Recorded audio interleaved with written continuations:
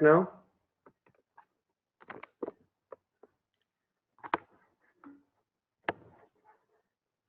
So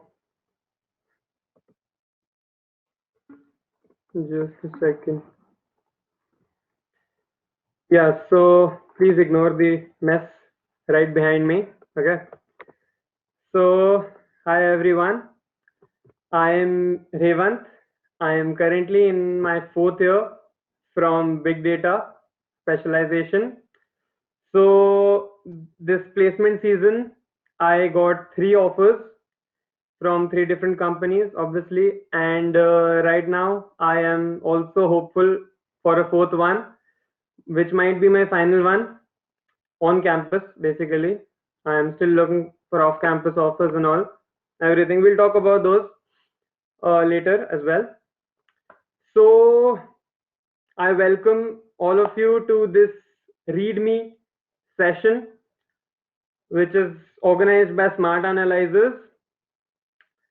So today we're going to talk about GitHub and LinkedIn. Now, I'm sure you've heard of GitHub and LinkedIn.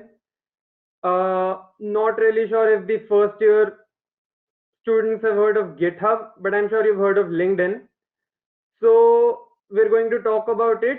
And if you have heard about it, then you'll also know how to work with it a little bit. You'll get the introduction and all.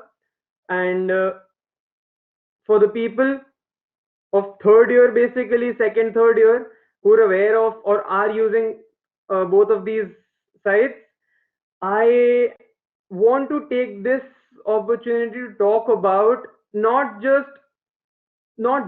I would say not talk about how the LinkedIn algorithm works and what keywords you want to put exactly. You might be expecting this kind of a workshop right now, but I want to rather go ahead and share. Would it be useful for you to give so much of your time on these websites? I mean, I am in UPS and so are you. You'll soon, in 1 or 2 or 3 years, you'll be in my position in fourth year. You'll be sitting for placements. So, how useful are these two platforms? How can you use it?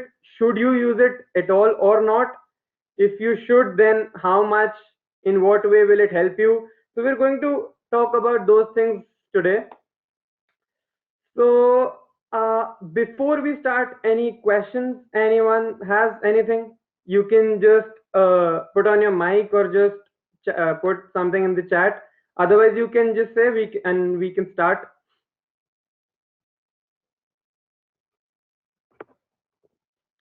If any questions you have before we start, anything specific you have in mind, you want me to tell you.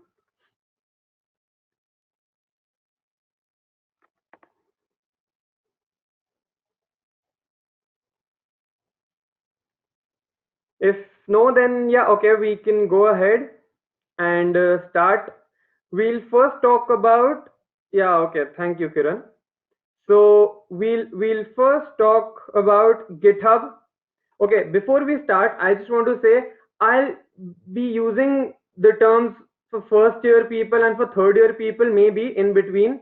That is just to tell you, because the people who are in first year and the people who are in third year, they are in different positions right now. The third year will soon be facing their placements and everything, and the time isn't very much in our favor. This pandemic is not really hasn't really been good for the industry, hasn't really been for the world actually, but talking about the industry, it's been difficult. Companies have been struggling. So the third year have a different challenge to face. The first year are relatively in a comfortable position, I would say, but even you have to get reach there sometime. So you have time. So again, there'll be points which would be helpful for the first year more, and some points would be better for the third year more.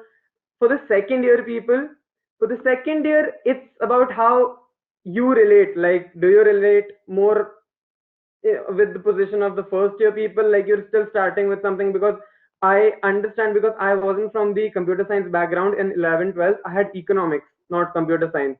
So it took me quite some time to catch up with the people who had computer science in their 11th and 12th.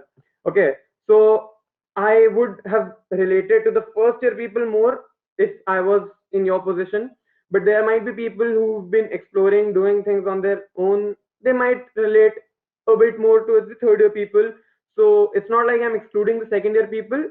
It's just that I'm taking two categories and you can see where you fit in most. So those points would be helpful for either this category more or this category more. So that's what I wanted to just clear. So okay, yeah, let's go ahead and talk about GitHub a little bit. So I'll share my screen. Just tell me whenever you can see my screen. Okay.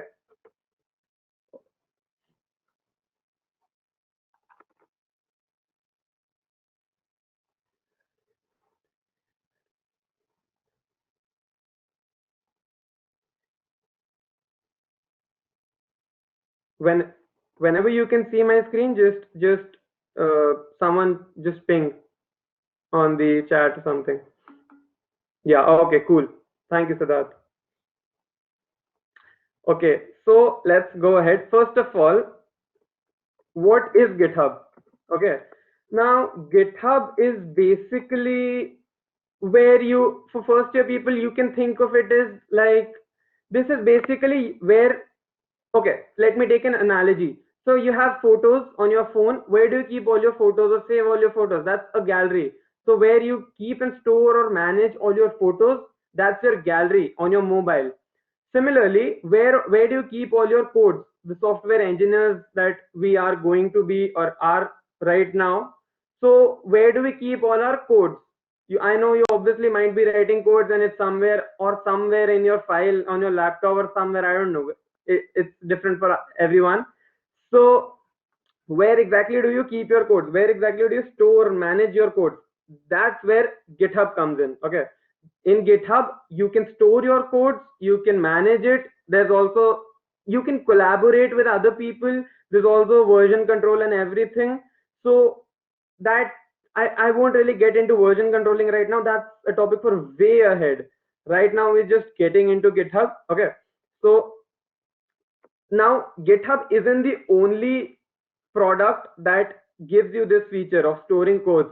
We also have GitLab, Bitbucket, and a few others, but GitHub is basically pretty much well known, and GitHub is usually used by most of the individual software developers, what I would say. Also companies, I'm not saying companies don't use that, but I've seen Bitbucket is used usually by companies a lot as well.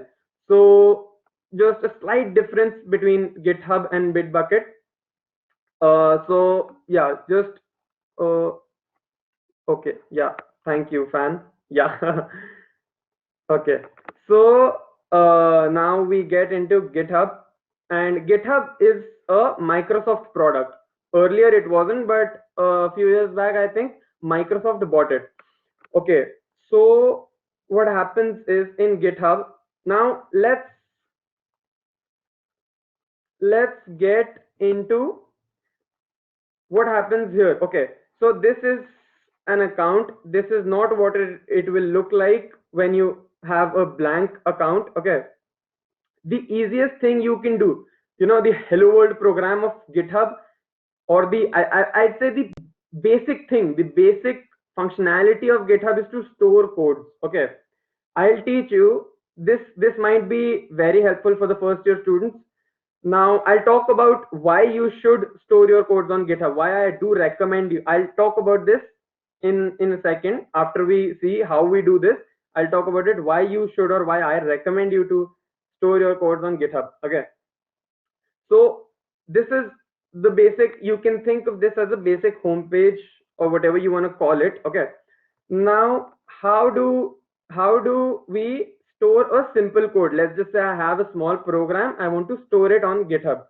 Okay, now what happens is, you see this here, this sign, this has your profile, your repository, everything. Okay, but this is for your profile and everything. Now here you see a plus sign. Now what happens, this has this showing a new repository, import repository, new gist. You don't want to know about the gist right now, all of this. The simplest thing is a new repository. Okay, Now, what is a repository? A repository can be thought of as a folder. Simply, don't overthink it. Simply a folder. Okay. You can say it. You can call it a directory, but I would simply call it a folder. Okay. Now let's give this repository a name. A new repository. Okay. Now you can see, just a second. Yeah, you can see here it is showing me, it is giving me a suggestion of refactored adventure. GitHub is showing me a suggestion that you can keep your repository name refactored adventure, but I would say your repository should have a cool name, obviously, because why not have a cool name? It's your account, you can do anything, but it should reflect as to what does that repository contain, what does it have, what is the purpose of the repository. Okay, so right now the name I've chosen is not very self-explanatory. I'm just saying it's a new repository, not saying what's the purpose or anything, but let's just keep it simple and call it a new repository. For a description, now this, as it says, it is optional. Now please, all the first year people, watch this carefully. This is not at all difficult. It's just till here and it's done. You don't even have to do all of these parts. It's just, this is the basically the second last thing that you have to do, description.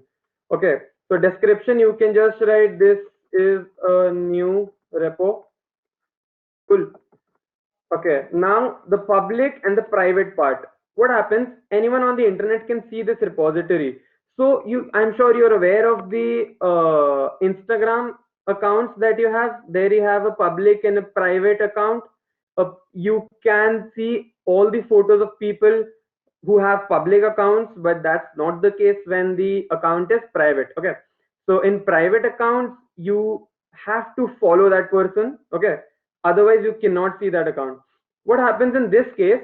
In the public, if you choose to keep your repository public, what happens? This will allow everybody to have a look at this repository and access all the codes. Access, I don't mean they can change your code. They'll just be able to view that code. They can do anything they want with that code if once they have the access. I mean, if they get that code to themselves. We'll talk about how can they get your code. We'll talk about that. But they can just see and do see the codes and copy that or anything. If your repository is public. Now coming to private, you choose who can see and commit to this repository. Right now, ignore this word commit. We'll talk about it. We're going step by step. I know I'm saying we'll talk about everything, so we'll get to it. It's not that hard. So you choose who can see. So if your repository is private, no one by default, no one will be able to see this repository. It's like it does not even exist for others. For you, you can do anything you want. This is your account. Okay, so that is the difference. I am keeping this public. Okay. Now initialize this repository with an readme, git ignore, license. I won't bother about these two right now. Okay, first get the hang of GitHub. You can easily do it later on. I would add a readme. Now readme is basically if you want to write something, like before you just like I come to your Instagram account and you have a bio, you can, I won't say exactly, but you can think of it something like that. Okay, this readme file, that's somewhat a similar job this readme file plays. So as soon as you go into a repository, the first thing you see is the files that are kept there on that repository and a readme file. We'll see. I have an example and you'll see what do I mean. Okay, now you do not need to care about this and this.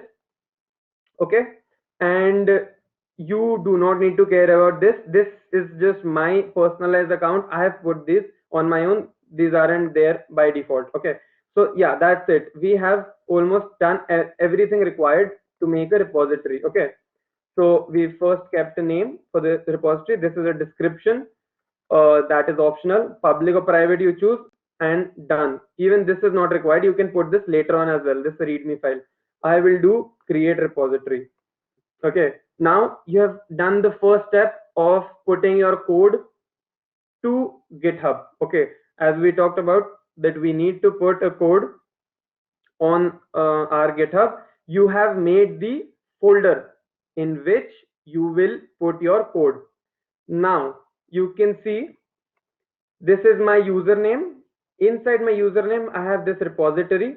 Okay, I have the README file here.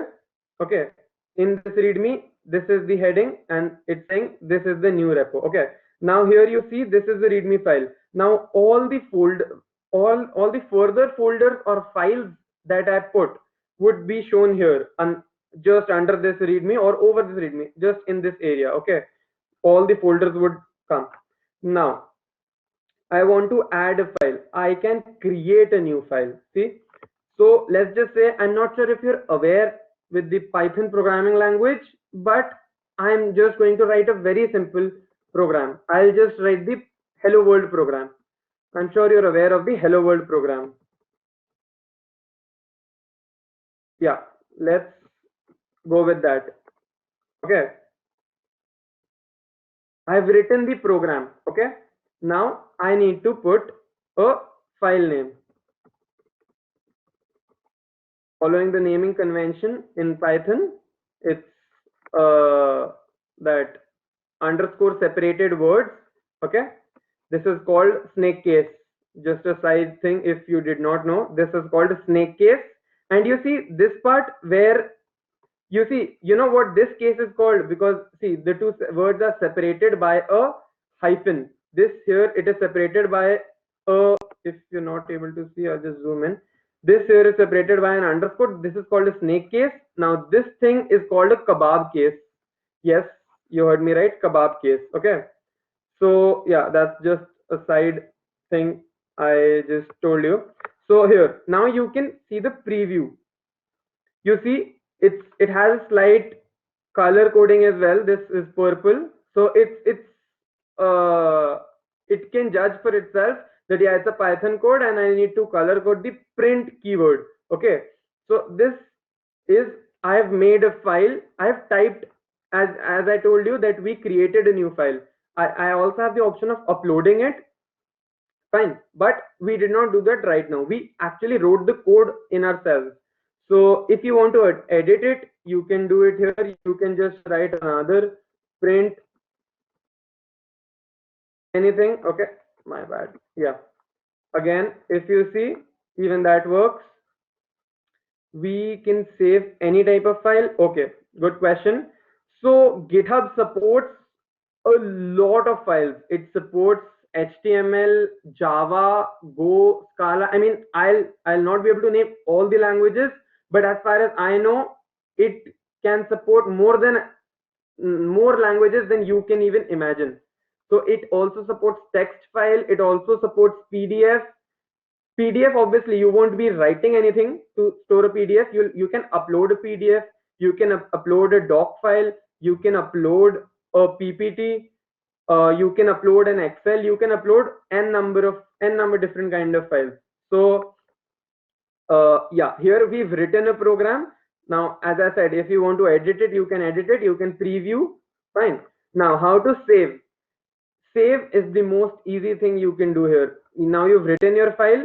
Okay, you want to save this file. Okay, simply go to commit new file. Don't think about this. Don't think about this anything. All of these are optional. Okay, you do not have to bother about this. I won't bother about this check mark right now. Okay, this radio button, don't think about it. It should be in the main branch. Okay, just commit new file. That is it. See, I have uploaded my file, my code on GitHub. Okay, just a second, I'll open this. Yeah, so I have uploaded my one program here. Fine, now I can view it and I can see that my code is here. If I want to edit it again, maybe I want to delete this second line, I will just, you see this pencil mark here, you can simply go ahead and edit it. Fine. Just I edited the code. You can again see the preview. Okay, now this is an interesting part. You see here it's showing what was it before you edited it. Okay, there were two lines. This, you see the pink, or if you want to call it red, but I think it's a pink color. It's saying there were two lines right now. This is what you had written. Now here this blue, or if you want to call it green, I'll call it blue. This is what it is right now. Fine, the one line, and this is the older version, this is the newer version after your update. Fine. In preview changes you can see that. Again, simply commit changes. That is it. Fine. You've changed your code, nothing else to do. Fine. You've done your code. Now I want to I just want to ensure that you make sure that you don't hit the back button, because it will not go back in terms of going back to this your repository or the folder. It will just go back to the last action you did, which is here, and if you do some changes here, it will again change it. I'm sure you're getting it, because here I made these mistakes when I started doing GitHub. So you have to explicitly click on new repository if you want to go back to this, this view. Fine. So as I said, my file, I can see my file here. Now we'll talk about another thing. How do as I said, so we have an option of upload files. Now how do I upload a file? Okay, this is interesting. Let's see. Now drag files here to add them to a repository, or choose a file. Now I can drag a file as well as I can choose a file.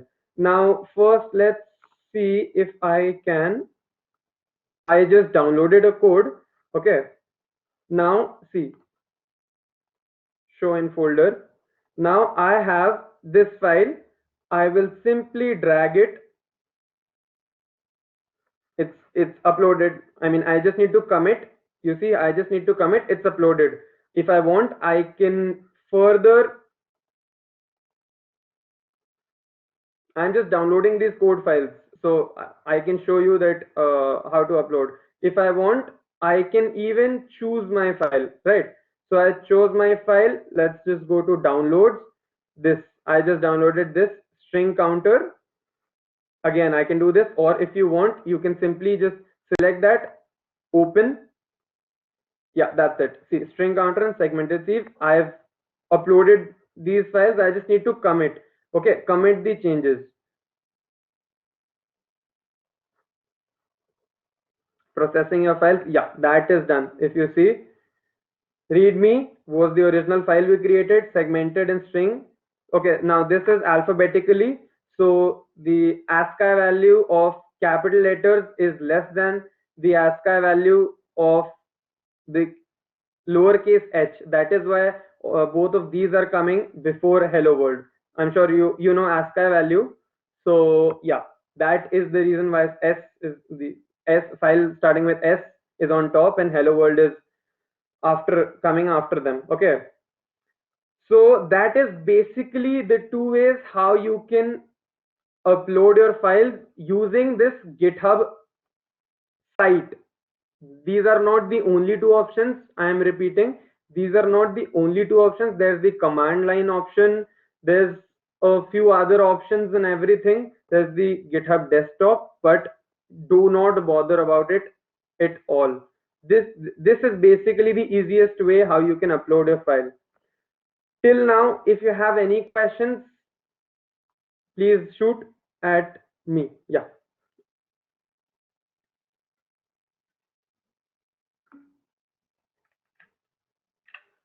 How can we create effective repos? Can you explain what do you want to know in the sense of effective?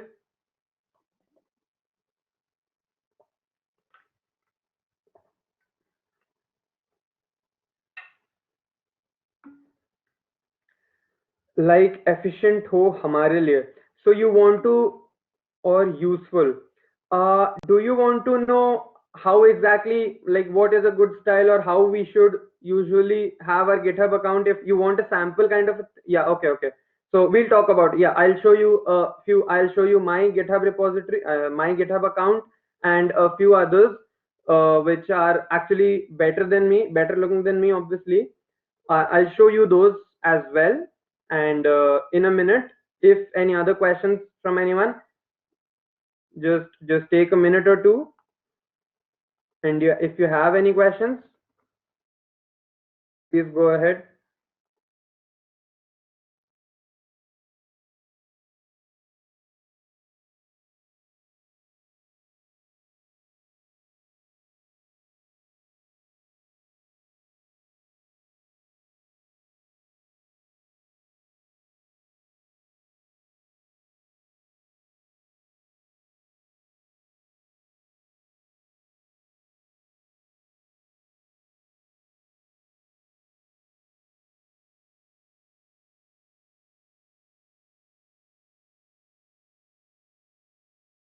I will surely talk about this.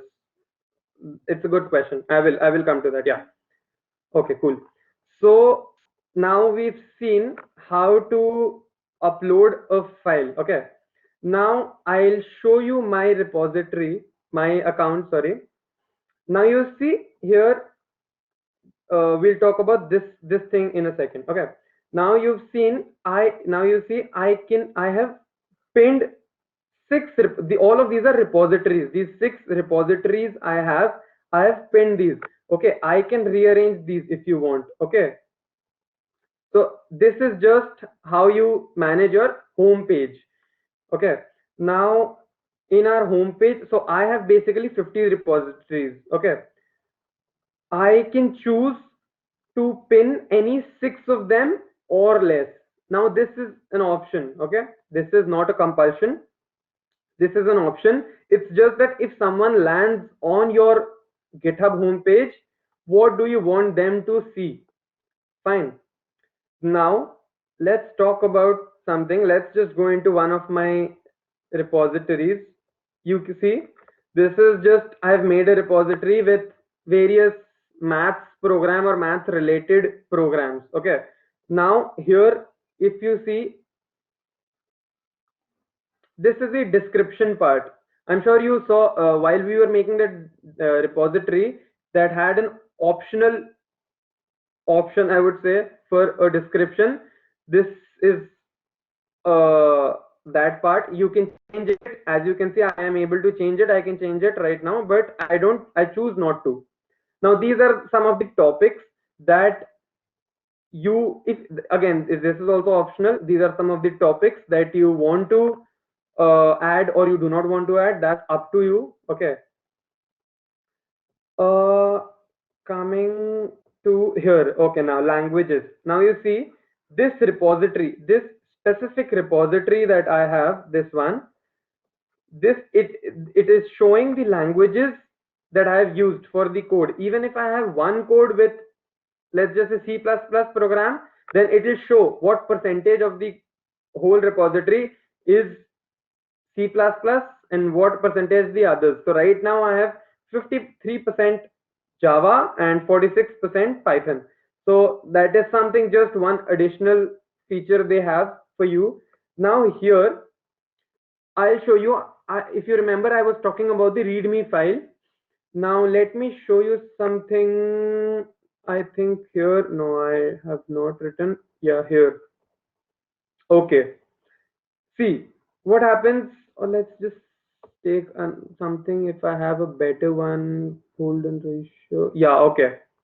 Here, see, this is the readme file. As I told you, whenever I stumble upon a folder, okay, this was a folder, if you remember. All of these are folders. You see the blue sign here, all of these are folders. Fine. So whenever I go into a folder, I have these files. I have the readme file. I have this is my program. Okay, this is my program.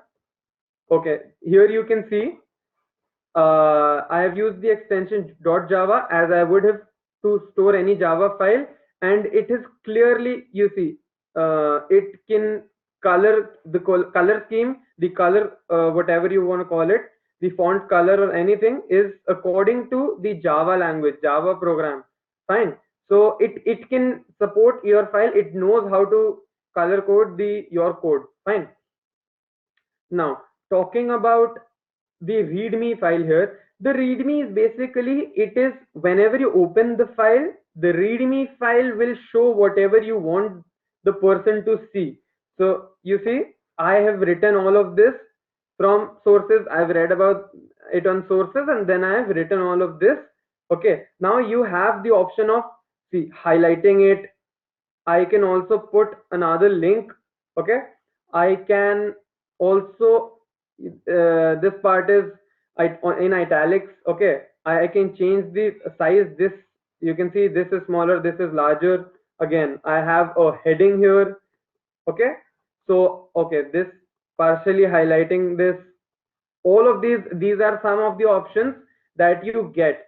Now I don't really want to get into how you can optimize or decorate your readme, because readme is something that you can also write how to run this program, what is this program about. Maybe leave it blank. As you saw, one of my files did not have a readme. That's totally up to you. It's your account. You can do whatever you want. You can not write anything about this program. You can write anything you want, but again, that wouldn't make any sense. But sure, you can do that. No one's going to stop you.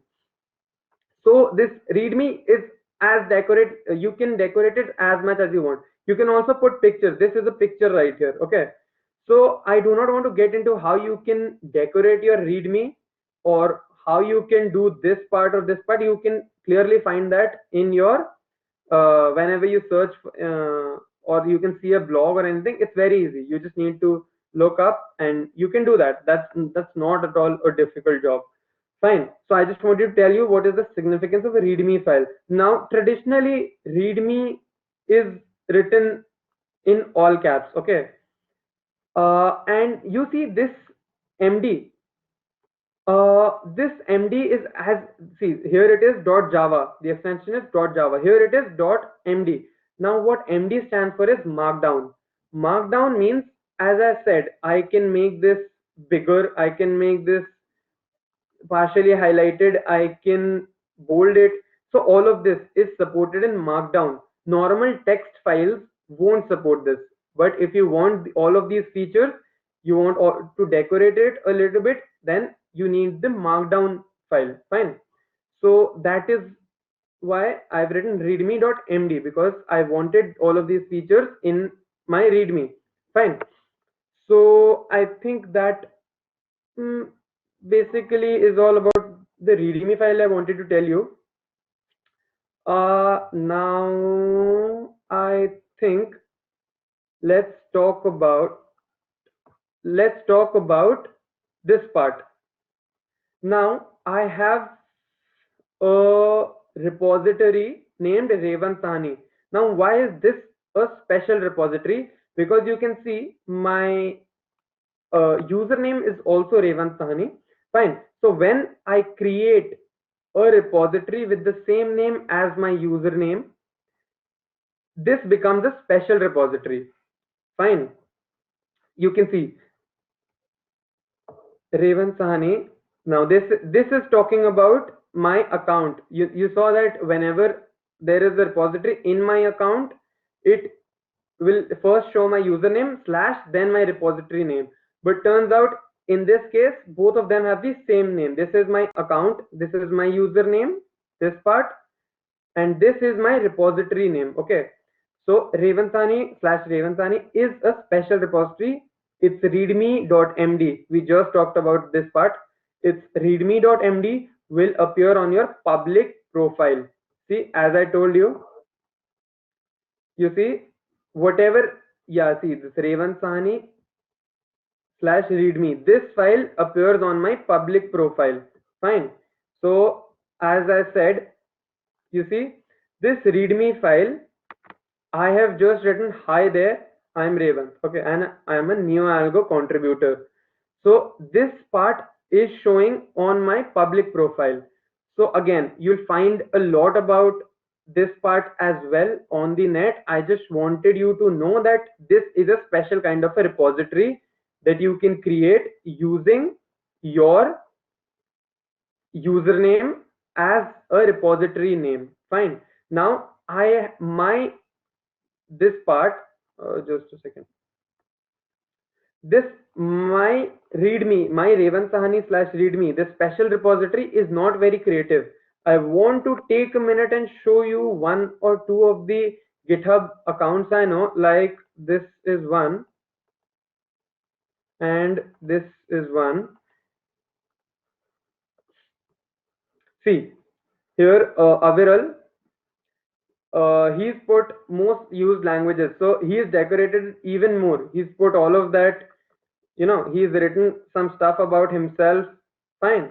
So as you can see, he's done even more decorating and all with his readme file, with a special repository. So there's no limit to what you can achieve and do. Okay. So obviously he's put a good photo here. Even that's something you can do. So there's a lot you can do with this part on GitHub. Okay. Let's see just another one. Yeah, okay, he's put a photo here. Now, okay, there's some of the hyperlinks, and yeah, you can do a lot here. Fine. I've compared to these two profiles, I haven't done much on my this repository, special repository. Fine. It's just a very basic thing. So that is about this special repository. Now I want to talk about something. Let's just say, for example, okay, let's just go ahead with, let's just say I am visiting Aviral's profile. Okay, now I can look at his repositories. Now we're talking about how is it useful for to visit or to see or to explore other people's repositories. Fine. So now what happens? Let's just say I want to see this code chef. He has this public repository. Obviously, it's public because I can view it, right? If it would have been private, I would not have been able to see this repository. Now what happens is I go into this repository and I see, wow, okay, he has some good amount of codes and these might be useful for me. So now there are two things. Let's just say I want to keep it for my reference, so that I want all these codes and I want to keep it for myself, as if like maybe I would want these programs, I want to use these programs in the future. So there are two things that I can do. First of all, I can star this. Now what happens in a star? This you can think of like, in your WhatsApp, you can star your messages for a quick reference. This is very, very similar to that. You can just star this repository and it will be added to your profile in the star, the repositories that you've starred. Fine. So this can be used for a quick reference. The other thing that I can do, you can see this fork option.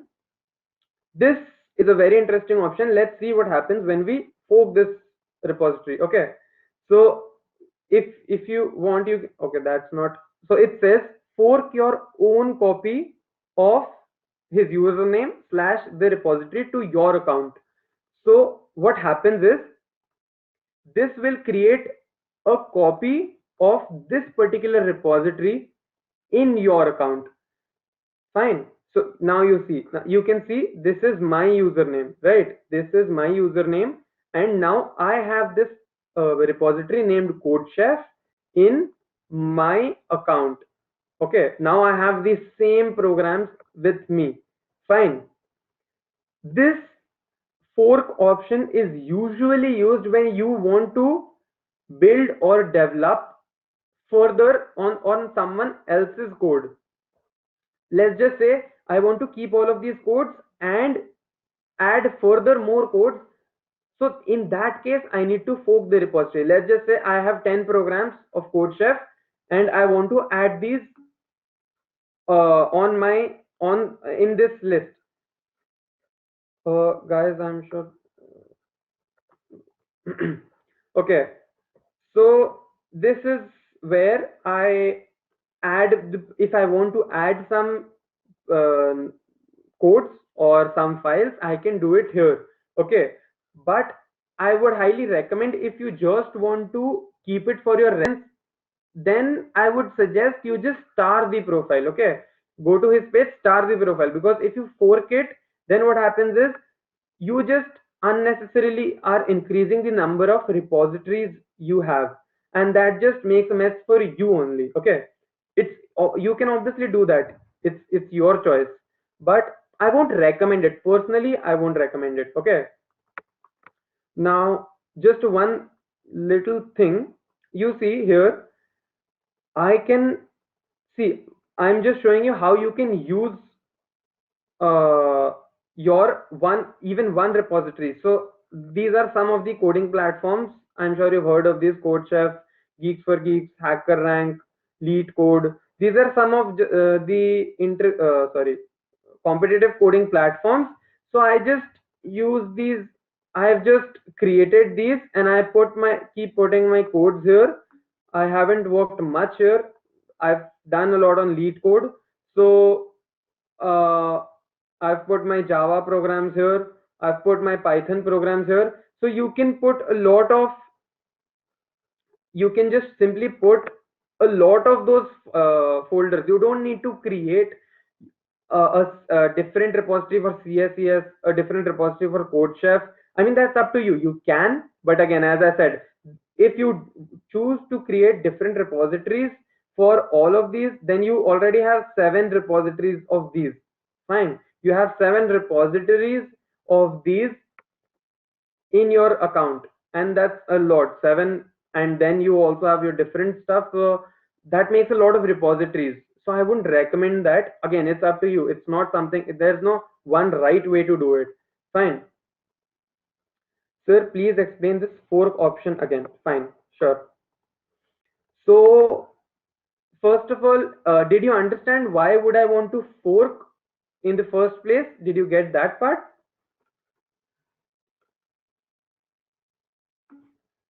Yes, sir. Okay, cool. So let's talk about, you want to know how do we do it? That's what you want to know again? Sure, sure. Okay, cool. Okay, so let's just say we'll go to, I just, let's just say I'm just going to someone's, what just happened? Yeah. I'm just going to, let's just say, Aviral's profile. Fine. Now I am exploring. Why is it asking? Yeah. So I am just going through his profile. Let's just say I like this one, or let's just say I like this uh, repository. Fine. I like this repository. I want to have this particular repository in my account. Fine. See, right now this is in Aviral's account. I am just looking at him. Just the way you go to someone's Instagram account, you look at their photos, okay, and their posts. Similarly, I'm just going to Aviral's account, and I am simply looking at his codes or whatever he's put. Okay, so see, here he's written a good readme file. Okay, make a GitHub repository, fork this repository. See, if you want to, how to participate in this work. So if you want to contribute or add to all of these files he has, you need to fork that repository. You cannot make any changes on Aviral's profile, Aviral's this repository. I mean, Aviral owns this repository right now. You cannot make any changes to this right now. But if you want to change this repository, you want to make any changes, edit it. So that is when you see this option here, you can simply click on this. Fine. You won't get this option most probably. Even if you do, just select your username. That is it. I just need to do 2 clicks, and this same repository that I saw in Aviral's profile is now copied. It won't get the same repository. This is a copy of that particular repository which I saw on Aviral's profile. Okay, this particular profile has been copied to my profile, and now I have this repository. Now I can make any changes I want. Fine. You see, now I have this edit button. I can do any changes. If I want, I can just totally erase everything. Fine. Now here you can see it is the extension he's used here is JS. JS, if I'm not wrong, is JavaScript. It stands for JavaScript. I don't work in JavaScript, but Aviral does. So you can see again the color scheme is according to JavaScript. I am guessing. I have not worked in JavaScript at all. So I can preview the changes. As we saw, this is what our file looked like before we made an edit. Now that is the new file. Simply commit changes, and I have edited the file in a repository that was originally in Avirals, but then I made a copy using the fork option. Fine. And now I have this copy. Here you can see he has used 4 languages. So shell, HTML, JavaScript, CSS, and you can see the percentage of what is used, how much. Fine. You can see, yeah, again, there's no limit to what you can do on your README. And yeah, did that answer your question? So can we fork multiple repositories from different person's account? You can fork as many repositories as you want. Did that answer your question? Yeah, cool. So I think that does cover the basics of what I wanted to tell you about GitHub. Now, coming to that part, I think someone asked me interview point of view. Yeah.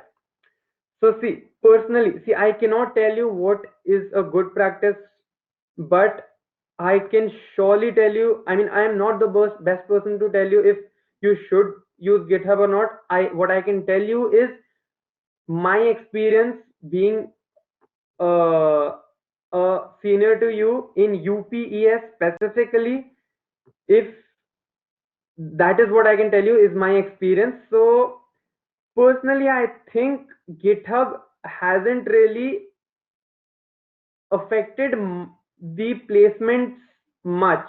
I mean, I was kind of active on GitHub. You can see, not from very long. Maybe I started in May, June. In this period, I've kind of been active. Fine. So it did not really help me in terms of interview point of view. Okay. So this is just the interview point of view. I'll talk about another point of view in a minute.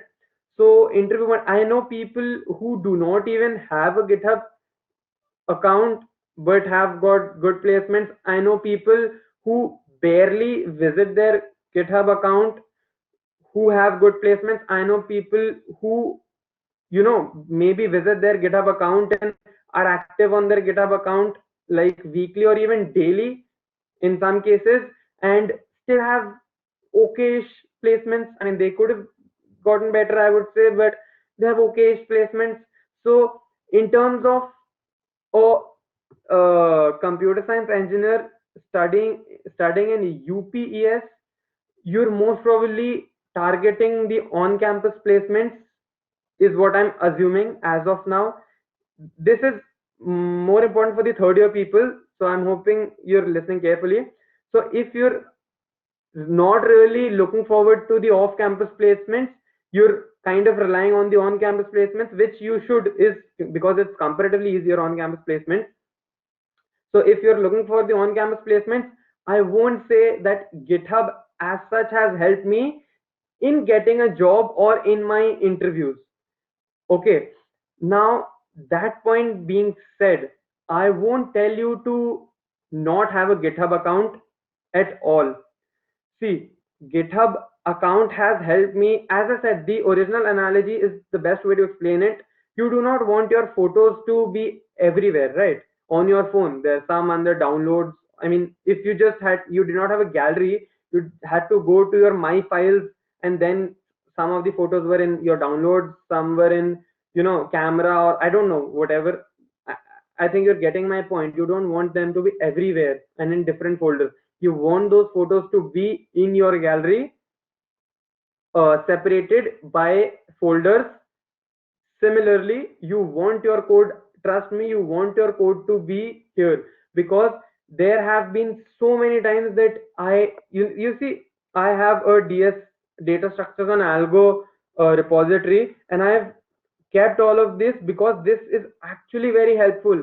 if I need to see, because I took time, I applied linked list, I did everything, okay, circular doubly everything, I did all of this, and uh, I that was kind of a brainstorming period, I would say, of 1 or 2 months, and I did everything. I was working very hard, so now I don't have to visit every time I forget what was the that concept. If I forget that, I do not have to visit various things, the various sources, to just to see, okay, I am understanding this, I am getting this, I am not getting this, anything. I do not have to wander around everywhere. I can just simply rely on my own repository. And a lot of time there are codes in competitive programming, in interviews, that codes that you've already done or already written, already practiced.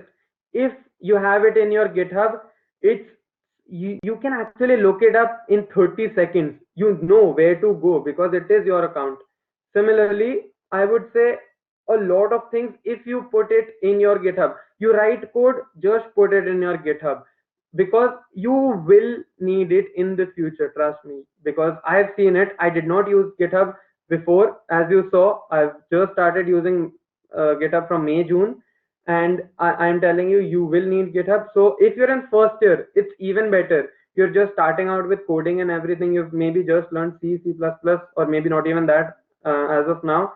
So as you're writing code, try to commit it on GitHub.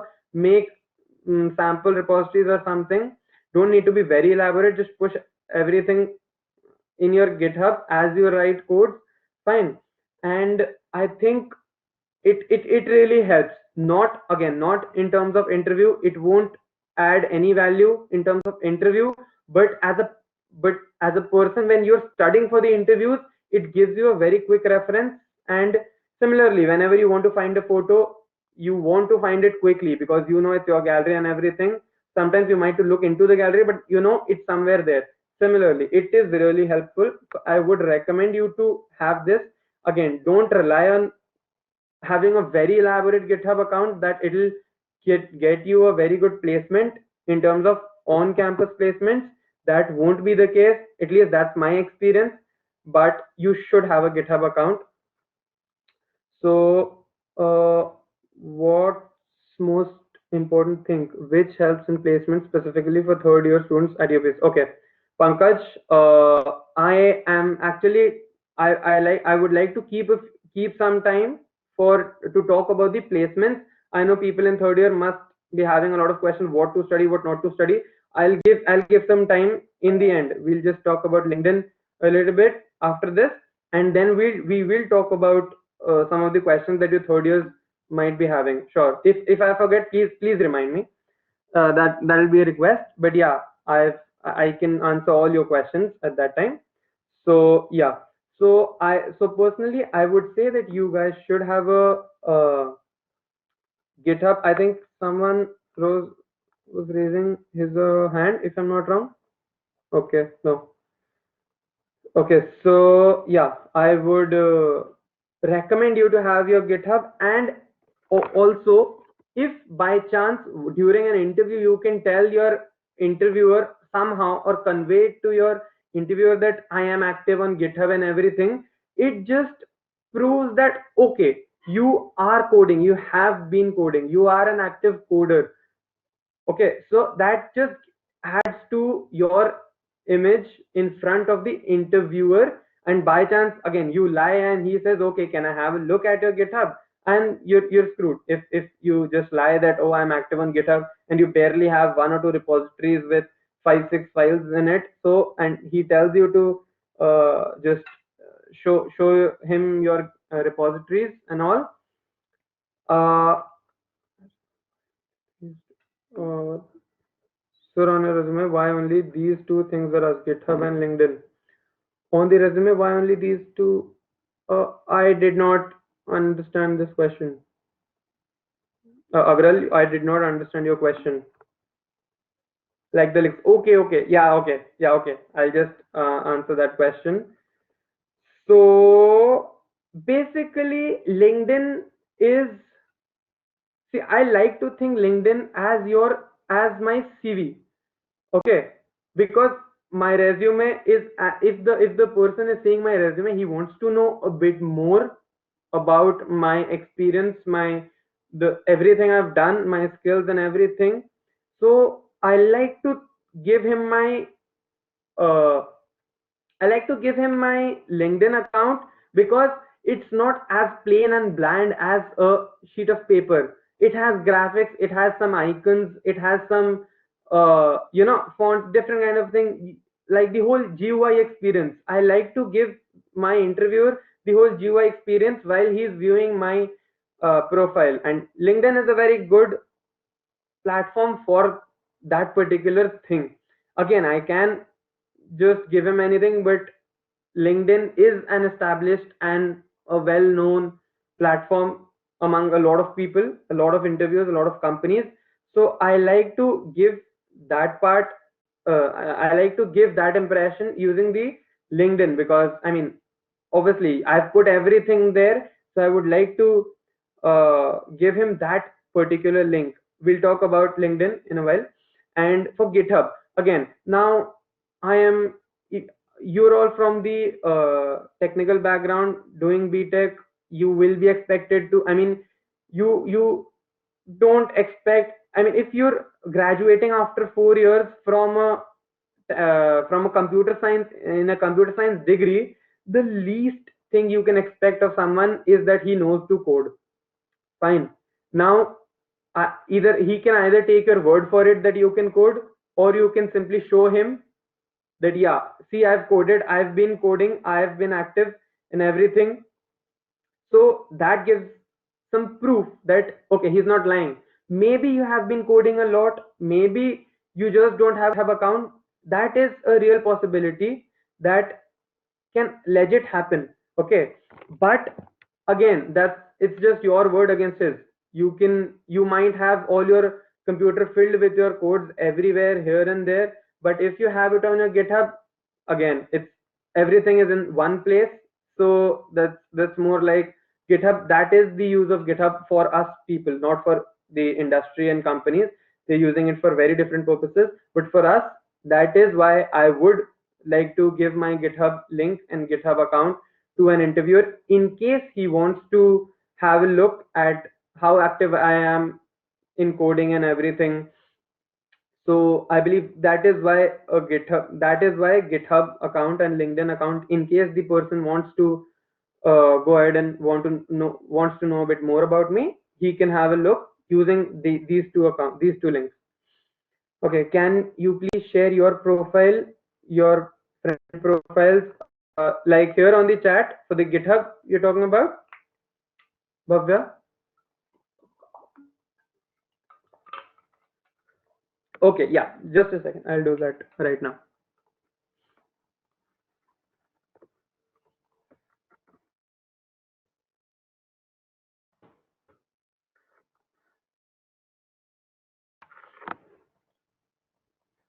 So I showed you two profiles. One was of Aman.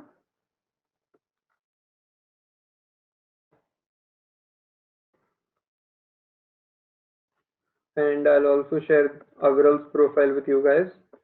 Here. Yeah. Now, any other questions about GitHub you want to know? Okay, also want to talk about how I just talked about the on-campus placements. Now talking about the off-campus placements.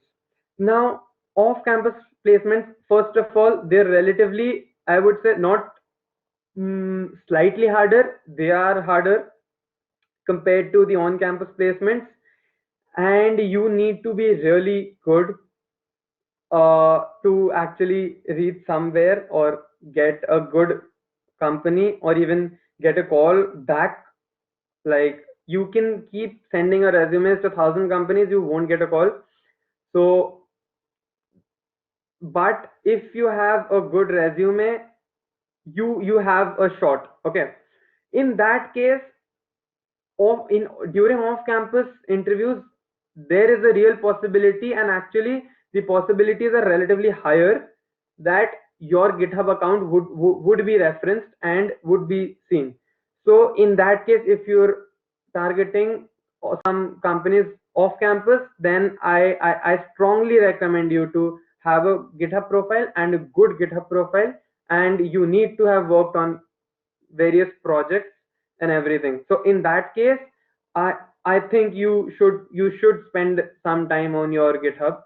That is one thing I would just like to say, because till now I only mentioned about the in on campus interviews and on campus placements from this college. So in that case, for on campus, I don't think you would really be asked to show, or your GitHub account would be seen or referenced during for your interviews or anything. That is very that is highly unlikely, I would say. Can you just give me a minute, just a second? I'll mute myself.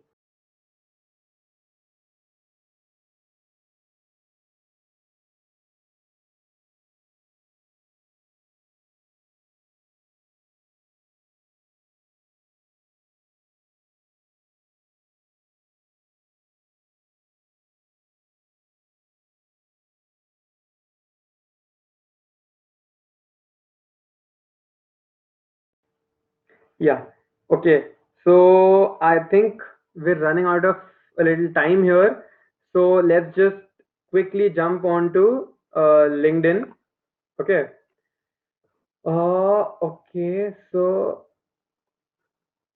let's talk about LinkedIn. Okay. So LinkedIn is basically your traditional social media platform, except how it's different is this is you will use LinkedIn for networking, and one thing very important is it is very professional.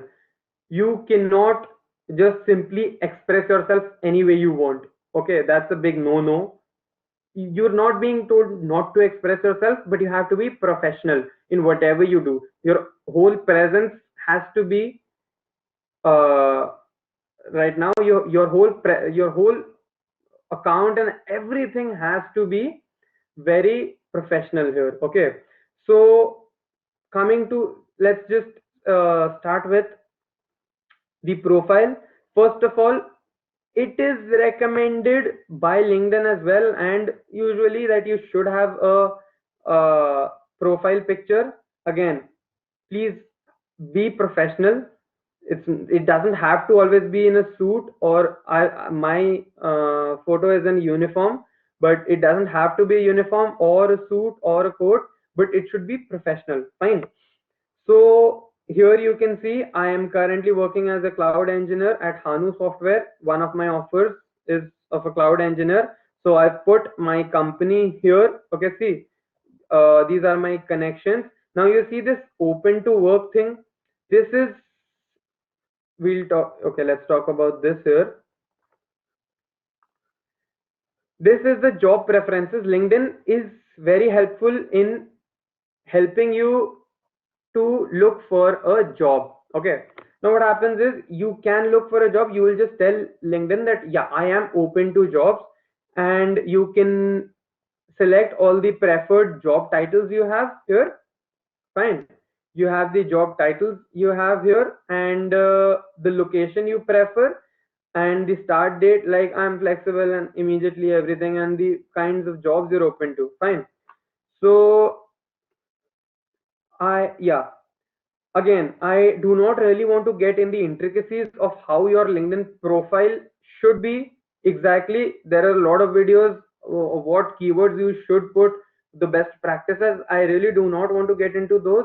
I prefer getting into how much time you should spend here, and is it really going to help you. Again, we'll talk about that part as well. So let's just skim through my profile, and you'll get to know that what it should look like. Again, my profile is not the best profile out there, but I've worked on it and made some effort. Fine. Okay, let's talk about this featured part. So in this featured part, you can basically put anything, like if you've written something, you have a paper, research paper you've published.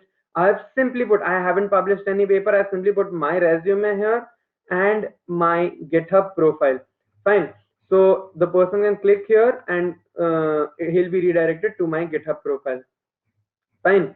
So this is just the featured part. If you have any blogs, you can put your profile, that blog profile, maybe Medium or anything. You can put that here.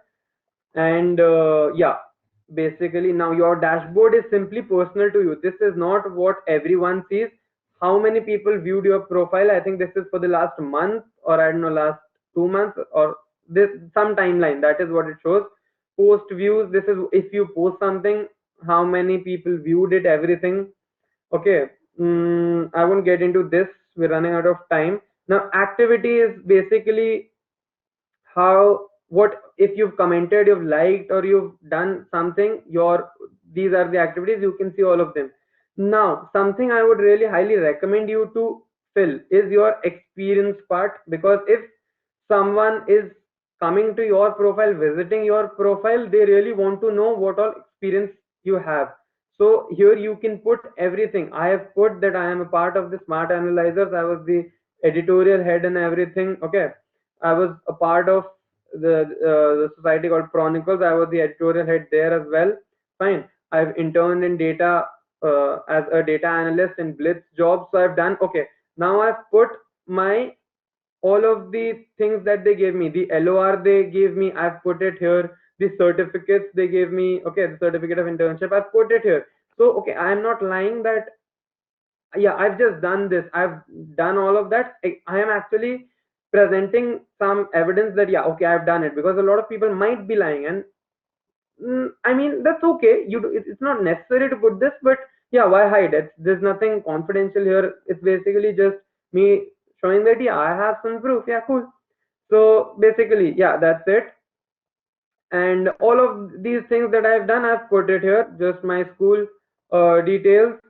And I have played football on some international level as well for some time. That is, I've put that. And do we have a question? Yeah, okay. We'll visit this as well. So my education. Okay, now licenses and certification. This is, I would say, important. Just as your GitHub shows you that how much you've coded, that you've been actively coding, you have been indulging in exploring, making programs and anything.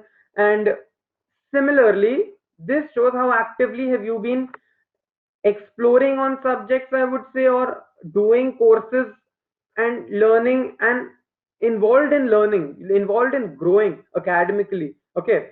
So these are, okay, first of all, let me make one thing clear. These are certifications, not certificates.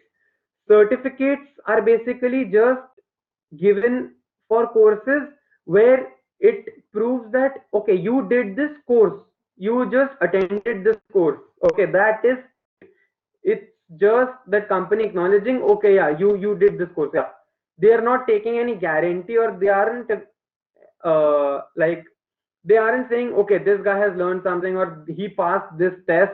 Okay, these two are different things. That's a certificate. If you just, if it's just a certificate where you just did something, okay, you were there, you were present, it's like a certificate of participation.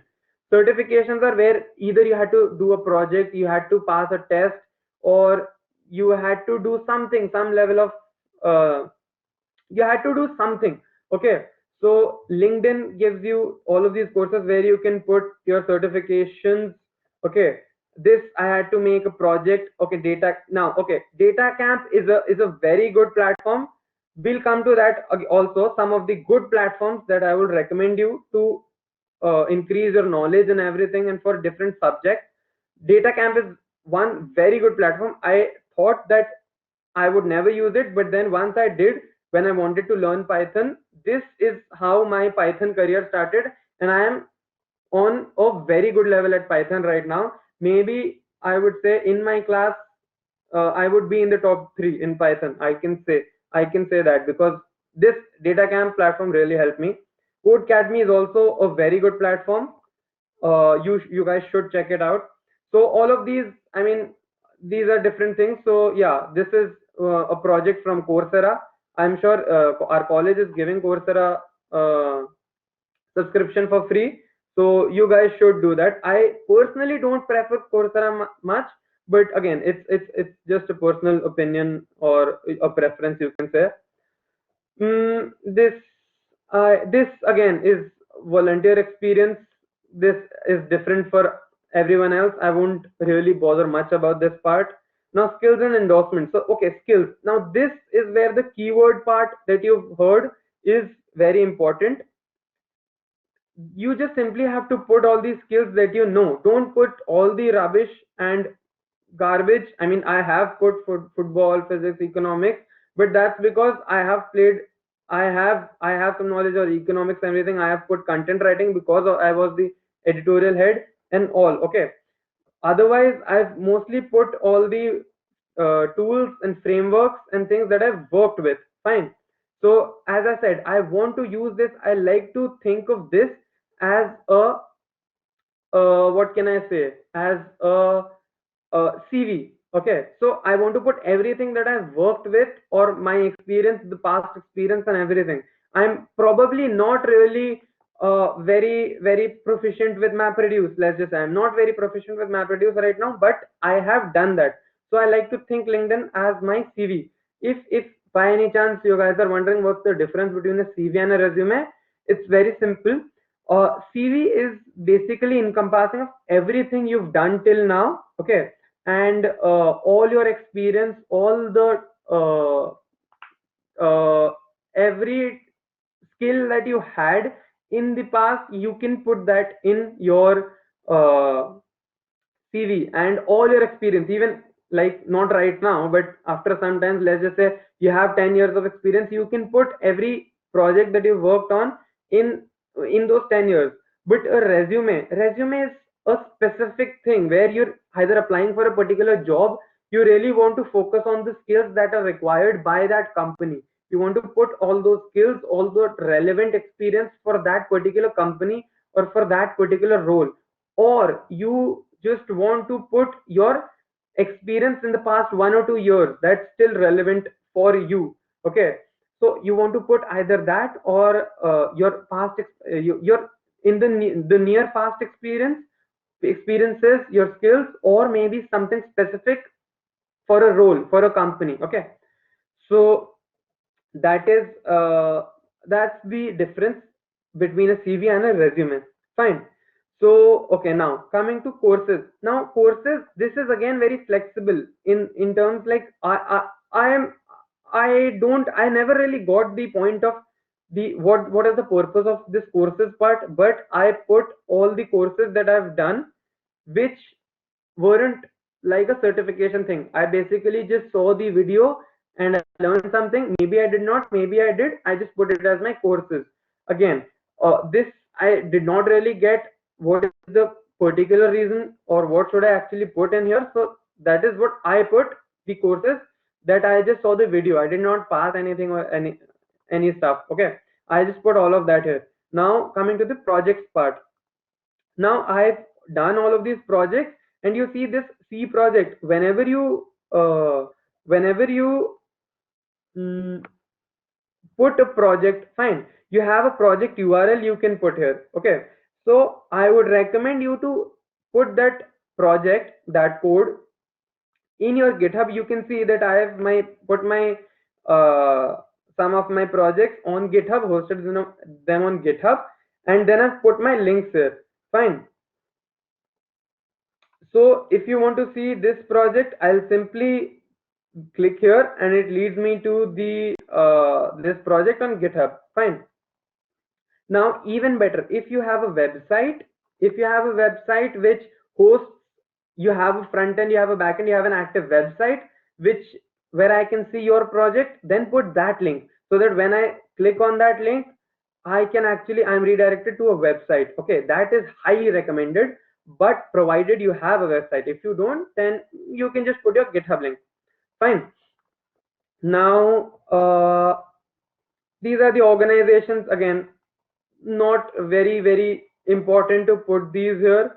Languages, these are the languages I can speak. Again, not very important. These are just the interests and what you follow and everything. Fine. So basically that is